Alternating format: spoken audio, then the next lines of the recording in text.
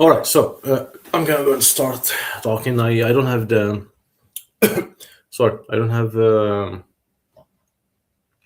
presentation, but I'm just gonna go to talk, out of my mind. So prolonged fasting is very powerful. Okay, it's one of with intermittent fasting. Fast is I think the number one anti-cancer tool you can use. Why? Because it's very cheap and free, and everyone can do it. You don't need a prescription. You don't need to buy anything.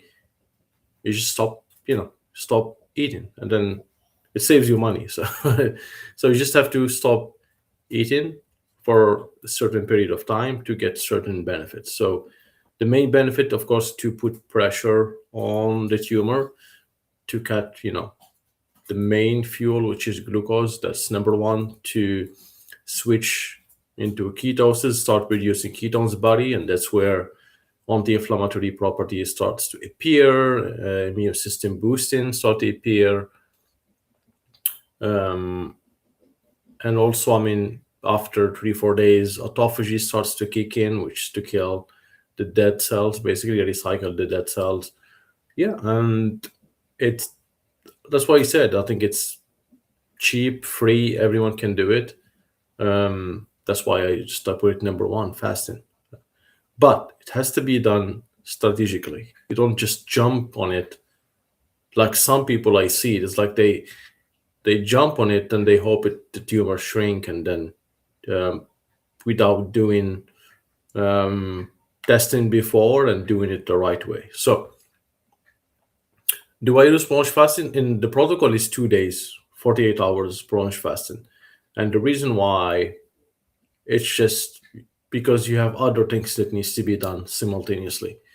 And for most people, they're using the protocol. I think the sweet spot is 48 hours. You so it helps you get in ketosis. You put pressure on the tumor. You gave a break to the liver too, um, and then it's on the 2 days from the drug. So it's like it works as a chemistry. Okay, so that's why I cannot just do put prolonged fasting for days, and then you have to eat to try to basically digest the and absorb the most of the drugs and supplements, and then avoid also some side effects like digestive problems. So there's a lot of reasons that the meals, 2 meals with intermittent fasting is there. So this is why it's for me it's 48 hours. I think it's sweet spot. If you want to do it once a month, you go for 3 days or more. That I think it's very feasible. If you're doing the protocol and then once a month you go for 3 to 4 days, 5 days, that's I think very feasible. You can do it. But if you are, let's say, typical patient, right? Typical patient when they found metabolic therapy, or usually 70 to 80% they come from chemo, radiation, surgery. They have been tortured already. So most common is anemia. They have low iron, they have anemia, they have low cholesterol, high blood glucose, cachexia, which is losing muscle. If you are in a bad condition and you jump immediately to plunge fasting, that's the worst thing you can do, because you have other priorities to fix first. Okay, this is an example of I don't know the person, but I just saw a video, and the person is, I think, very skinny.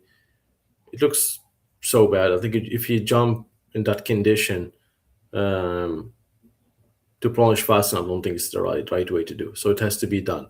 First, you have to fix your abnormalities. So, and if you have anemia, yes, you need to first eat red meat, a liver, and take vitamin C, and eat a lot of fish, take omega 3s, eggs to increase your HDL cholesterol, which is very important. Um, eat sufficient protein, and take omega-3 and exercise to preserve the muscle. So these are the priorities first. So I mean, if you are underweight, there's no question you do plunge fasting. It's forbidden, okay? Especially if you are like you lose a lot of muscle and you're very underweight, that's no plunge fasting for you. If you are a healthy weight, yes, as I said, you have to look at your metabolism, fix what can be fixed. If there is anemia, if there is, you have to preserve your muscle, and then you can jump to plunge fasting. The only time that I just from the beginning, let's do plunge fasting if a patient is overweight and then have high blood glucose. If he's overweight but he's not anemic, and then there's no abnormalities to be fixed, yes, immediately let's jump to plunge fasting. Just go for 7-10 days. And then once you complete that, we switch to 1 meal a day, and then you can start implementing the protocol as it is. I think that will fix his high blood glucose, insulin resistance, or maybe early the type 2 diabetes. It will reduce inflammation. It will put pressure on the tumor, as I said, and that's the perfect scenario. If a patient overweight, then he can immediately jump on plunge fasting. Definitely, given that, as I said, doesn't have any severe abnormality to be fixed. Okay. So to summarize, plunge fasting is very, very powerful, but it has to be done correctly. You cannot just jump on it blindly and hope for your cancer disappear. And then I think because all of this, it came from someone did a video that if he got cancer, he would do immediately plunge fasting, and then the cancer will disappear. I wish it's true. If it was true, I would just do it immediately. But no, there's a lot of parameters that needs to be considered. Okay, you have to do full tests, as I said, see what needs to be fixed before, because some of the things that needs to be fixed related to mostly diet and taking drugs and everything. So you have to be careful with that. So yes, so if you are considering plunge fasting, as I said, make sure your metabolism is in good condition, and then your muscles are a good condition. And then yes, you can do it strategically. Maybe first time you start 3 days and then test it. Next time 5 days, and then I think 7 to 10 days. I would go there, unless you are overweight or massively overweight. Then sorry, then you can go for even 21 days. That's I would say where you can go. But if you are an average, I think like in range, I would say in terms of weight, I think 7 to 10 days, I think sweet spot. And then of course if you do plunge fasting, you are in keto, doing keto, and then your ketosis basically, it's like fasting mimicking diet. So it's like you are in kind of a fasting most of the time. Okay.